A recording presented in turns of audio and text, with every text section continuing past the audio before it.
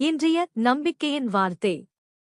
விசுவாசமில்லாமல் தேவனுக்கு பிரியமாயிருப்பது கூடாத காரியம்.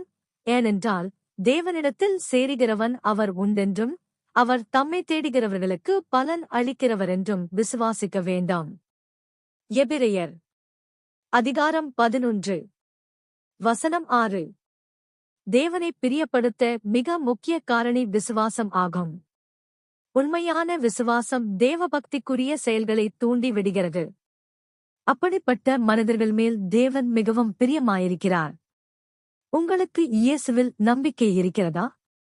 மற்றவர் பார்த்து விசுவாசிக்கத்தக்கதாய் தினந்தோறும் உங்கள் நினைவுகளும் செயல்களும் உங்கள் விசுவாசத்தை பிரதிபலிக்கிறதா என்று பரிசோதித்துப் பாருங்கள். தேவன் ஆபிரகாமுடைய விசுவாசத்தை நீதியாக பார்த்து அவனை விசுவாசிகளின் தகப்பன் என்ற பாத்திரமாய் கனப்படுத்தினார்.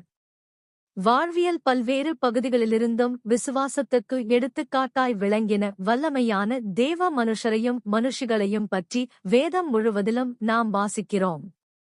இயேசுவே விசுவாசத்தை துவக்குகிறவரும் முடிக்கிறவருமாய் இருக்கிறார்.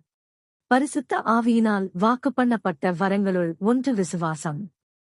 உங்கள் விசுவாசத்தில் நீங்கள் தடுமாறினால் நீங்கள் இருக்கிற வண்ணமாய் இயேசுவிடம் வந்து உங்கள் விசுவாசத்தை பலப்படுத்தும்படி அவரிடத்தில் கேளுங்கள்.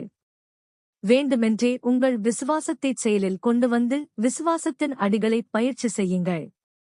அப்படிப்பட்ட செயல்கள் உங்கள் விசுவாச வாழ்வில் நீங்கள் வளர்ச்சியடைய உங்களுக்கு உதவி செய்யும். ஜெபம். கர்த்தராகிய இயேசுவே, எனது விசுவாசத்தில் வளர்ந்து உம்மை பிரியப்படுத்தும் வாழ்க்கை வாழ எனக்கு உதவும். ஆமென்.